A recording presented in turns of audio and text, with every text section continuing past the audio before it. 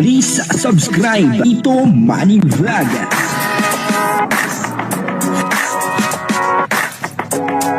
Payagan po si Tito Manny Vlog na mag-reactor para pambiling gamot sa kanya pong karamdaman. Madami pong napahanga doon po sa ginagawa ni Kalingap Mikoy.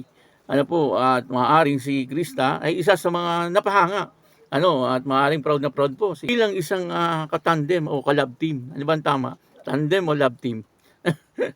Kung ano po ang inyong nararamdaman, ay yun na yun. At nakakatuwa naman. At nagagawa po ito ni Kalingap Mikoy. Bibihira po ang ganito. Papanoorin po natin yung video. At syempre, bibigyan po natin ng konting reaksyon. Pero bago po yan, ako muna po bumabati sa inyong lahat ng magandang umaga, magandang tanghali at magandang gabi sa inyong lahat mga kapatid. Kung saan man kayo ng panig ng mundo naroon ngayon, ay mag-iingat kayo palagi at pagpalain kayo ng ating Panginoon. Maraming salamat din po sa patuloy na tumatangkilik sa aking YouTube channel at nanonood sa aking video reaction. Patuloy lang po natin suportahan sila Kuya Bal Santos Matubang, Kalingap Rob, at Ed the Vlog, Jack Tapia, at yung mga kasamahan ko pong reactor sa Kalingap. Ganun din po yung mga charity vlogger na Kalingap partner. Ito po yung video na kung saan ay talagang marami ang humanga dito sa ginagawa ni Kalingap Mikoy. At maaaring si Krista ay isa po sa humanga at maaaring proud na proud po si Krista sa mga ginagawa po ni Kalingap Mikoy. Panoorin po natin yung video at ang kabuuan po ng video ito ay mapapanood po natin sa YouTube channel ni Kalingap Mikoy. Suportahan po natin Kalingap Mikoy. So ngayong araw, familiar naman po siguro kayo sa lugar na kinatatayuan ko ngayon. Kasi ito na po yung update po sa ating pabahay po kay Nanay Fausta. Nung huling punta ko po kay Nanay Fausta, ang plano lang natin dito ay pa-repair lang kasi nga yun, naawa na ako kay Nanay kasi butas-butas nga po yung bahay, tumutulo. Iniisip ko palagi si Nanay Fausta kumusta yung niya, kalagayan niya. So pinuntahan natin si Nanay nung nakaraan, recent lang, kaka-upload pa lang natin para sabihin na ipapaayos natin yung bahay. Nilubos-lubos ko na, kaya buong bahay po ni Nanay ay papalitan na natin, papatayuan na po natin ng bahay si Nanay. Sabi ko pa nga dun sa last premiere ko na hindi ko may kukonsider to na unang pabahay ko kasi nga simple lang yung gagawin natin. So ngayon po mga kalingap, nauna na nga po yung karpintero. Bali na kasi ngayon alas 12 na po ng tanghali kasi namili pa po tayo ng materyales. Ito kararating lang nito. Ang nakakatuwa dito, ang aga naman ako pinabilib ng mga kaibigan ni Aya na gumagawa. Giba na agad yung bahay ni Nanay Fausta. Tsaka tingnan mo, nasimulan na nila agad. Kuya, ano oras kayo nagsimula? Ano oras kayo nagsimula, pre?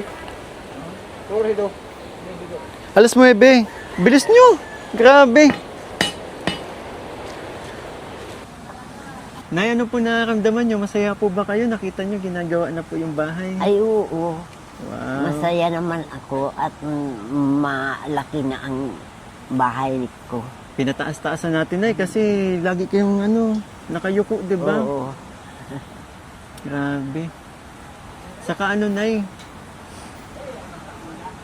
mas matibay na.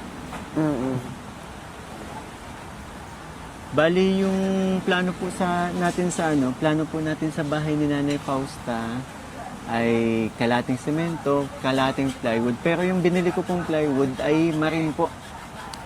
Mas matibay. Mas matibay. Sabi din ng mga karpentero, yung iba daw dito mga naka-marine plywood, tibay daw.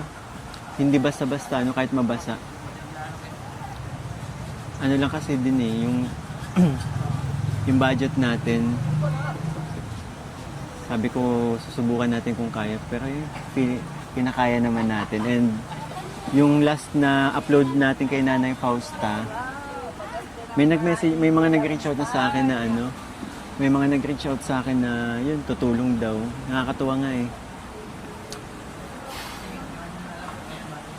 Hindi ko alam yung dating sinasabi natin, yung pinaplano natin na repair, naging naging bahay na talaga. Pinaka ko dito yung ngiti ni Nanay Fausta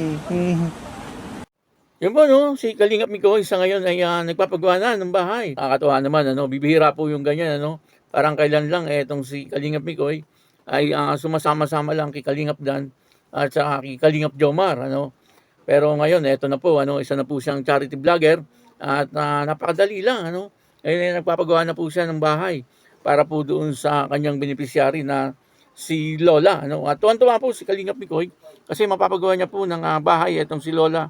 Kung nakita niyo po yung dating bahay ni Lola, ay talagang medyo nakakaawa din naman ang sitwasyon po ni Lola, kasi yung bahay niya po ay medyo mababa lang siya. Kapag po malamig ang panahon, ay maaring tumatagos po doon sa bahay ni Lola. Si Lola medyo matanda na.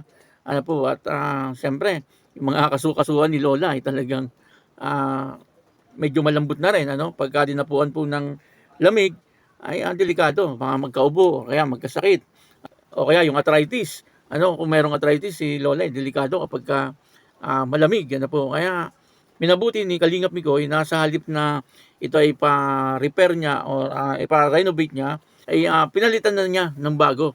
At nakakatuwa, marami pang humanga kay Kalingap Mikoy dahil po sa kanyang ginawa. Nakikita po ng mga tao na talagang etong si Kalingap Mikoy ay malapit ang loob sa mga matatanda. Palibasa nga po, ito ay lumaki sa kanyang lola.